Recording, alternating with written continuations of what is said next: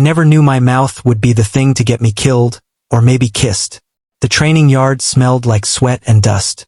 The sun burned down on our necks as we finished the morning drills, each of us gasping for air, our uniforms sticking to our skin. The other cadets threw themselves on the grass, groaning, but I wasn't done yet. My body ached, sure, but my energy came from a different place. Mischief. I stood tall, wiping the sweat from my forehead, and turned toward the group of tired cadets. They were my audience and I had a show to give. I cleared my throat loudly, puffed my chest out, and dropped my voice into a deep growl that I had practiced far too many times. "Cadets!" I barked, in the exact tone of General Kang Hyun-woo, the man everyone in this academy feared. "You run like lazy pigs. You fight like weak puppies. You think you can protect this nation? Pathetic." The boys broke into laughter, their faces lighting up even though their bodies were exhausted. One of them even clapped his hands and wheezed, "Jae-min, you sound exactly like him." I grinned. Of course I did. I'd spent nights listening to the way the general yelled during drills, memorizing the sharp cut of his words. I didn't just copy his voice, I copied his death stare too.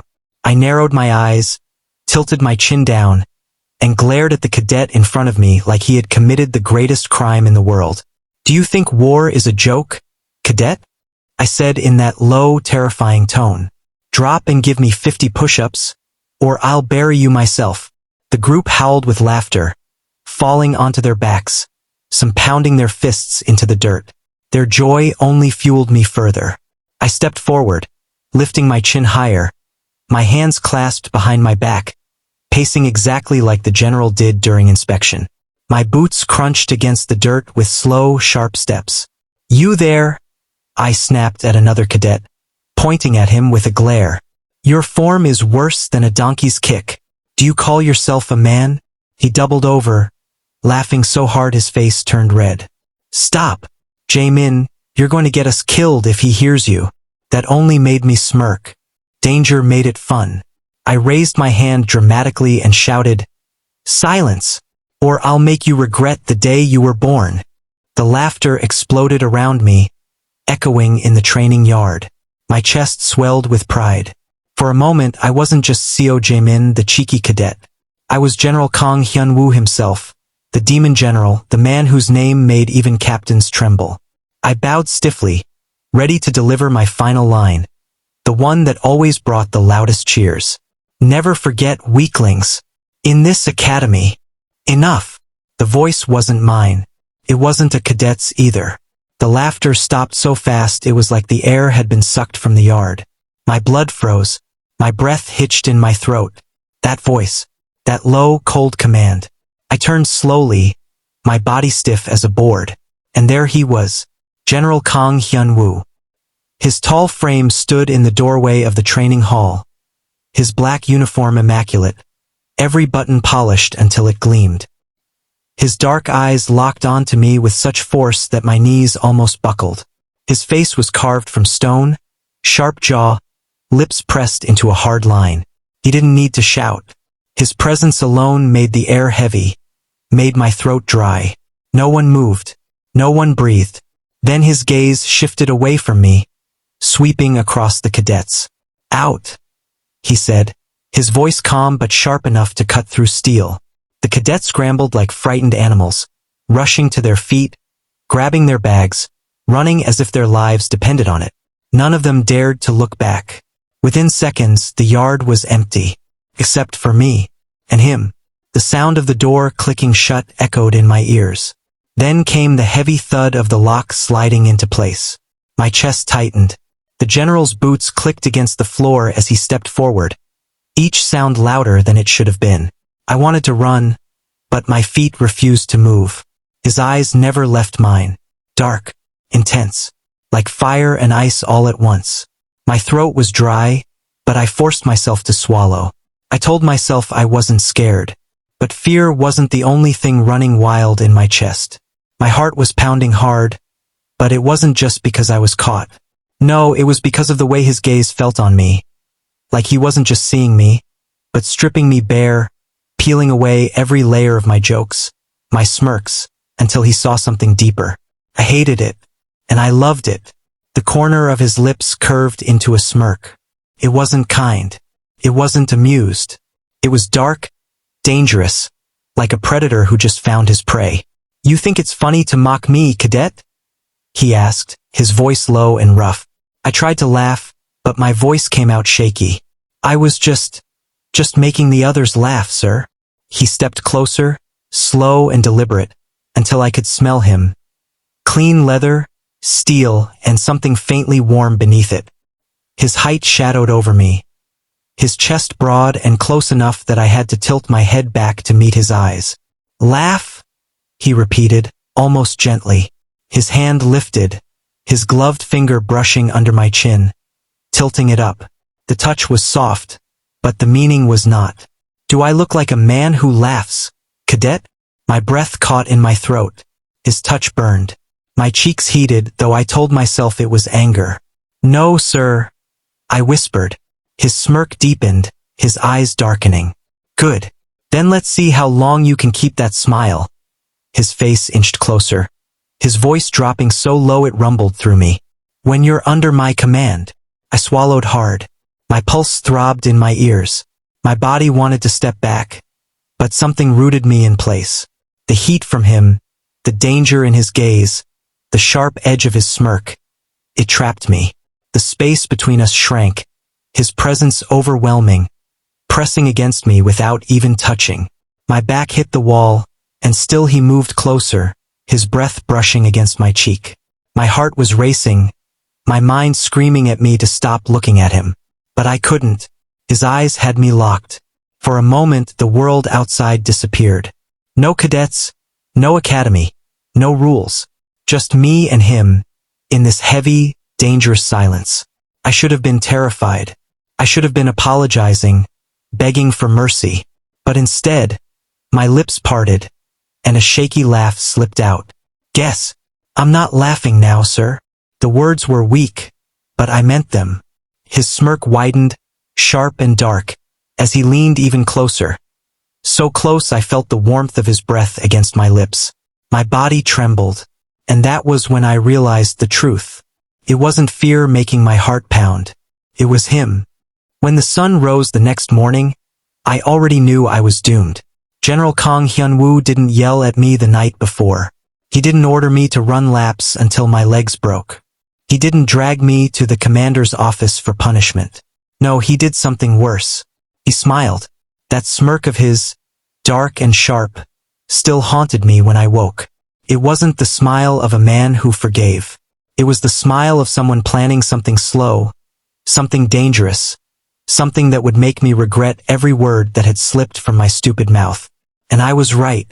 By midday, the other cadets were resting in the shade after drills, while I was still out on the yard, my body screaming. "Again," Hyun-woo said, his voice flat. My chest heaved as I stared at the ground. The dirt was soaked with my sweat. My arms shook from pushing my body up and down so many times I'd lost count. I gritted my teeth, palms slipping against the ground. "Yes, sir." I pushed. Down. Down. Every muscle burned, fire tearing through me, but I refused to stop. I wasn't going to give him the satisfaction. He wanted me to break. He wanted me to cry. I wouldn't. Not me. I forced a smirk through my panting breaths. "Enjoying the view, General?" I muttered, my voice hoarse but cocky. I shouldn't have said it, but I couldn't stop myself. That's who I was, reckless, mouth faster than my brain. His boots crunched closer until they stopped right beside me. I saw the shine of them out of the corner of my eye. His voice dropped low, calm but heavy. "Up. Faster." I obeyed, my body screaming louder. My chest almost kissed the dirt before I pushed myself back up again, sweat dripping into my eyes. He circled me like a predator, his shadow falling over me, and every time his boots came into view, my smirk faltered just a little. Again. My arms shook, but I kept moving. Again. My lungs burned, but I clenched my teeth. Again. This time when I pushed up, I barely made it. My arms trembled like they might snap. I collapsed into the dirt, face pressed into the hot ground. For a moment, silence. Only my ragged breathing filled the air. Then his voice cut through. Pathetic. My pride flared. I lifted my head, dirt smeared across my cheek, and glared at him. Still better than half the cadets here. His eyes narrowed, sharp and unreadable. Then, slowly, he crouched down beside me. I froze. His face was close now. Too close. His shadowed eyes locked onto mine, dark and steady, and I forgot how to breathe. His gloved hand brushed against my arm, trailing lightly down my bicep, checking the trembling muscle. His touch was firm but slow, almost careful. You think this is strength? He asked, his voice low, dangerous. Running your mouth, mocking me. Pretending you can endure what others can't? I swallowed hard, but my smirk returned, weak as it was. Worked fine until you showed up, sir. His jaw tightened. His gaze dropped to my lips for half a second. So quick I thought I imagined it. Then he stood. On your feet. I groaned but forced myself up, my body screaming in protest. My knees wobbled, sweat dripping down my neck. The moment I stood, his hand shot out, gripping the front of my uniform, and slammed me back against the nearest wall of the training hall. The thud echoed through my bones. My breath hitched. My heart pounded. His hand pressed firmly against my chest, holding me there with no effort, his body towering inches away from mine. His face leaned close, shadows cutting sharp lines over his cheekbones. His eyes burned into mine, fierce and unblinking. Still laughing, cadet? He whispered. The world spun around me. My back pressed hard into the wall, but my chest pressed against the heat of his hand. His voice wasn't loud, but it was stronger than any shout. I could feel it through my ribs, through my throat, sinking into me. I tried to laugh, to smirk, but my voice cracked. A little. His lips curved, not in amusement, but in something darker. His breath brushed my cheek as he leaned closer. Good. I want you to keep laughing, while I tear that pride of yours apart. The words made my stomach twist, not just in fear, in something else I didn't want to name. I hated the way my body reacted, the heat crawling over my skin, the shiver in my stomach. I hated the way his presence wrapped around me, making me feel trapped but not wanting to escape. I forced my eyes away, glaring at the ground. I'm not a child, General. You can scare the others, but not me. His hand moved suddenly, grabbing my chin and yanking it up, forcing me to meet his gaze. I gasped softly. His touch was firm, rough, but it didn't hurt. His glove pressed against my skin, the leather warm. Then stop acting like one, he said, his voice low, his eyes burning into me. Our faces were inches apart now. My pulse raced. I could see the faint scar near his jaw, the perfect line of his nose, the sharp cut of his lips. His breath fanned over me, hot and steady. Couldn't look away. I didn't want to. My heart slammed against my chest, each beat louder than the last. My smirk was gone now, replaced with something I couldn't hide. Confusion, frustration, and something deeper. Why couldn't I move? Why couldn't I fight back? Why did I want him closer? His eyes searched mine, his grip on my chin tight enough to remind me who held control. For a long moment we didn't move, didn't breathe. Then, slowly, his smirk returned. But instead of closing the space between us, instead of doing what my body both feared and craved, he pulled back. His hand slipped from my chin. He stepped away, leaving the wall cold against my back, leaving me gasping like the air had been stolen from me. Dismissed, he said simply, turning away like nothing had happened. My knees nearly gave out. I pressed a hand to my chest, trying to calm the wild beat of my heart, but it didn't work. I should have been furious. I should have been humiliated. But all I felt was the ghost of his touch on my chin, burning, haunting, and the hunger I didn't want to admit. Because for the first time, I didn't want to mock the general. I wanted him. By the third day of my punishment, I was starting to wonder if the general was human at all. He didn't just train me. He watched me. Every step, every breath, every mistake. He was always there, hovering like a shadow I couldn't escape. At first, I thought it was just to break me, to grind my pride into dust. And maybe it was.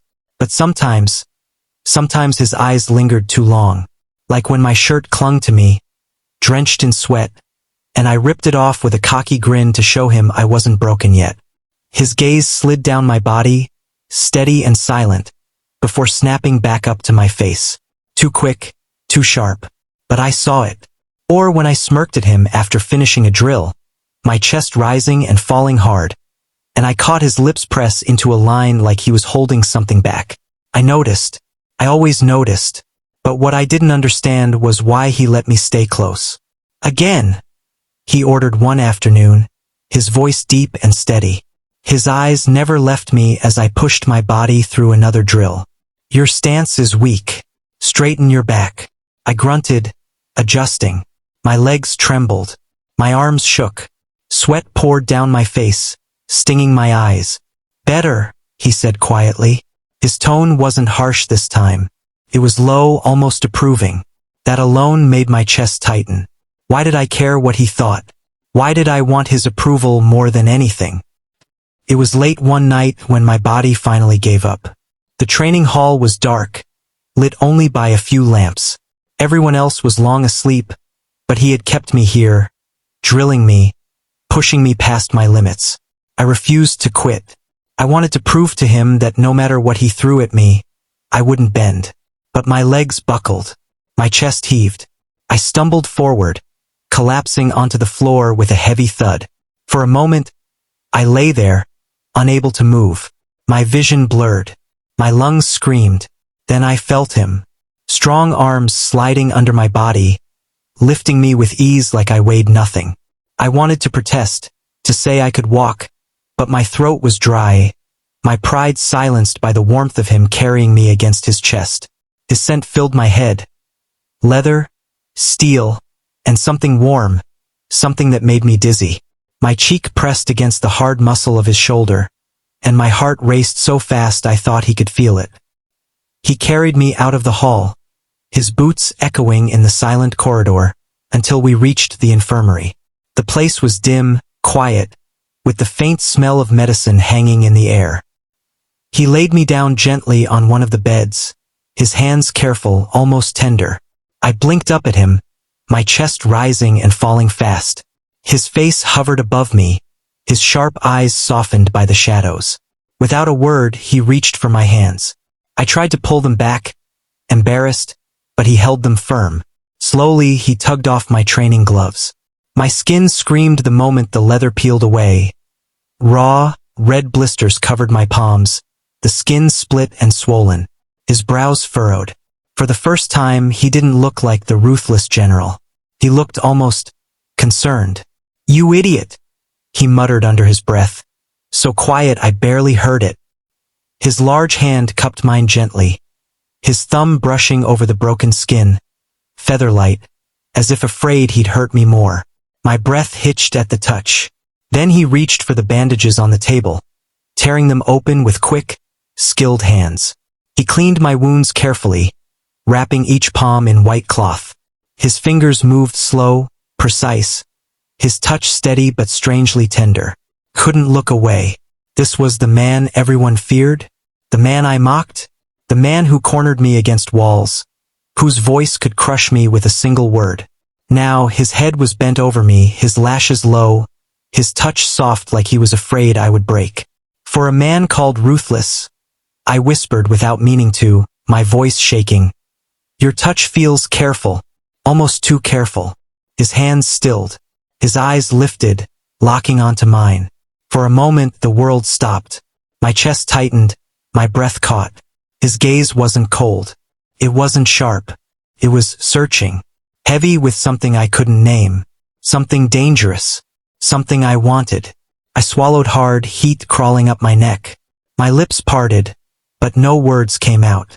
I was trapped, not by his hands this time, but by his eyes. The silence between us stretched, thick, charged. I could hear his breathing now, steady but a little faster than before. And I knew I was no longer mocking the general. I was falling for him. The storm came fast that night. Rain hammered the academy roofs, and the wind howled like a wild beast. I lay in my bunk, staring at the ceiling, the other cadets asleep around me. But I couldn't sleep. My chest was too tight. My mind kept circling back to him. General Kang Hyun-woo. His glare. His voice. The way he pressed me against the wall just days ago.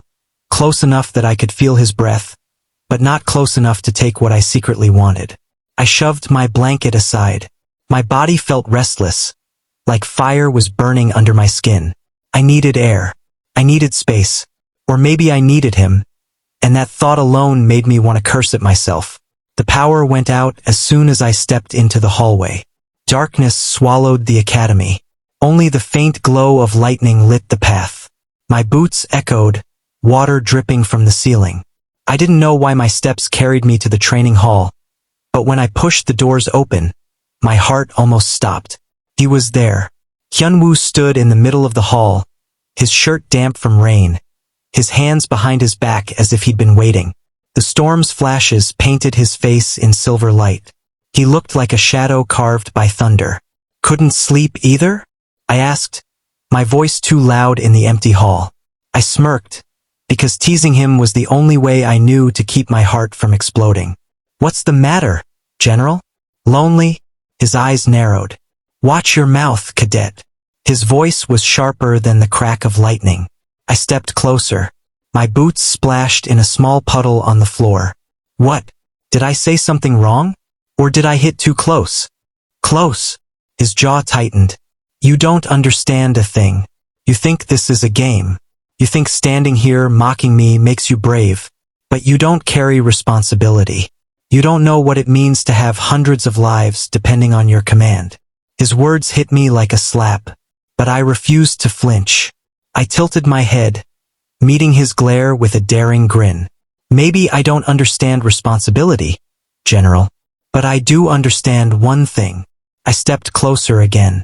Now we were only inches apart, our breaths mixing, heat sparking between us even in the cold storm air. His chest rose and fell faster.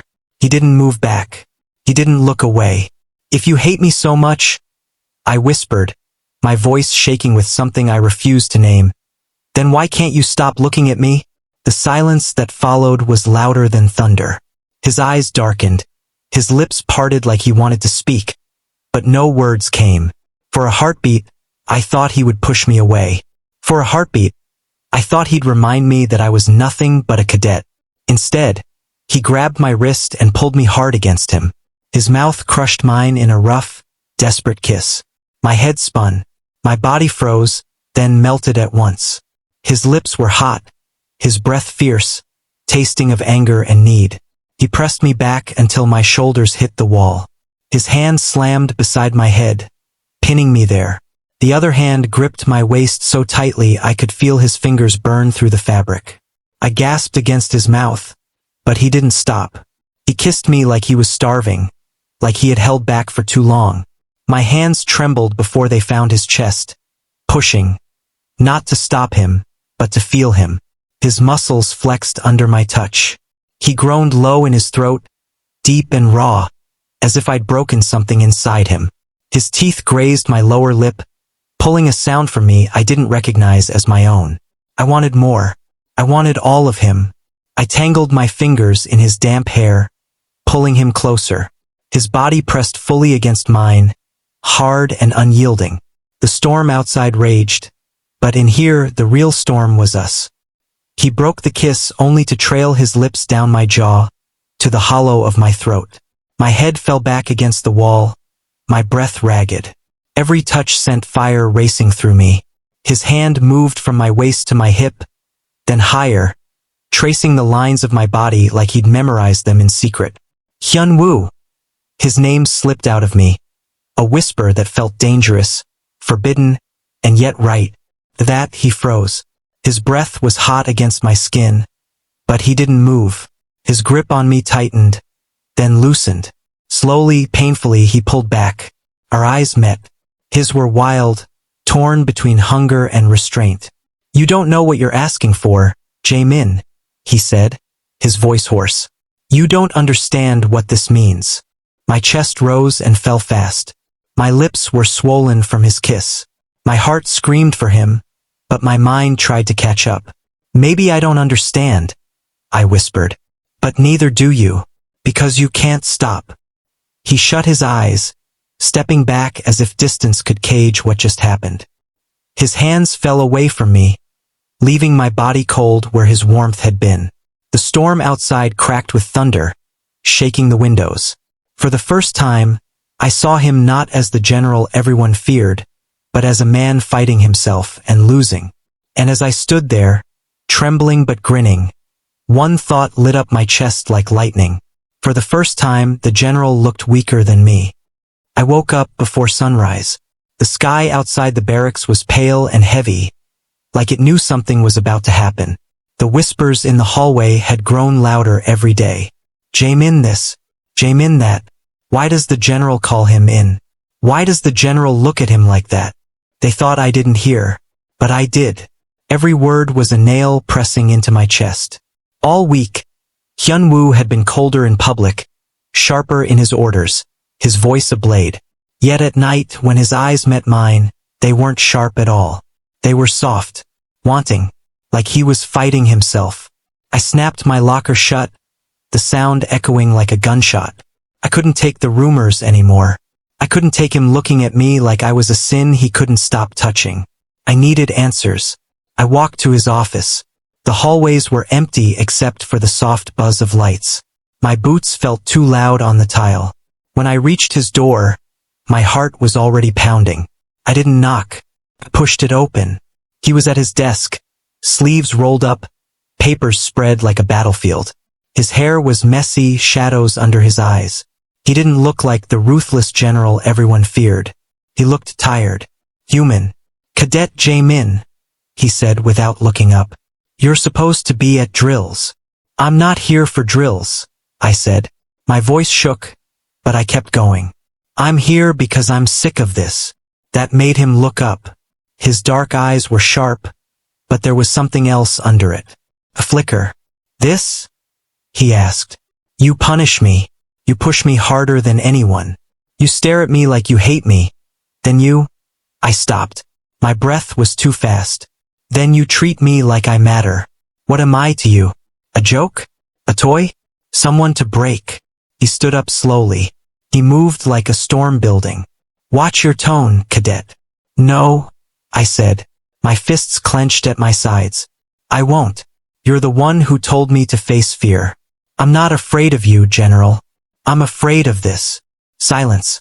Just the sound of my breathing. Then he walked around the desk and stood in front of me. We were inches apart. He smelled like rain and metal. You think I'm playing with you? His voice was low now. Dangerous. You think I haven't tried? He stopped. His jaw flexed. Do you have any idea what you've done to me, Jamin? My chest hurt. Then tell me, because I'm drowning here. He reached out. His hand trembled before it touched my cheek. It was the first time I'd ever seen his hand shake. His thumb brushed the corner of my mouth. I tried to resist you, he said. His voice cracked. Because I'm the general. I'm supposed to be untouchable. You mocked me, and somehow, you ended up owning me. My eyes burned. His words weren't smooth or perfect. They were real. You're not supposed to say things like that, I whispered. I know, he said. His forehead leaned against mine. But I can't keep lying. Something in me snapped. All the walls, all the teasing, all the drills and the glares, they crumbled. I grabbed his collar and pulled him down, our mouths crashing together. It wasn't gentle at first. It was hungry, angry. His hands went to my waist, dragging me closer, until my back hit the wall of his office. His mouth was hot, his breath harsh against my lips. He pulled back just enough to look at me. His pupils were blown wide. You're sure? He asked, his voice rough. Because if we cross this line, I crossed it the first day I mocked you, I whispered. Now stop talking. He growled low in his throat and kissed me again. This time it was slower. His fingers slid into my hair, tilting my head back. My hands found the hard muscles of his shoulders, the heat under his uniform. He pressed me against the wall, but not to trap me, to hold me, to steady himself. His lips moved to my jaw down to my neck. I gasped, my fingers curling into his shirt. For a man called ruthless, his touch was careful. Almost too careful. He stroked his thumb along my jaw like I might break. I didn't want careful. I wanted him. All of him. Hyun-woo, I breathed. Saying his name felt like fire. Stop holding back. He looked up at me then. Really looked, and something in his face broke. All the control, all the coldness, gone. He lifted me slightly, his hands firm at my hips, and I wrapped my legs around his waist without thinking. We kissed again, deeper until the room spun.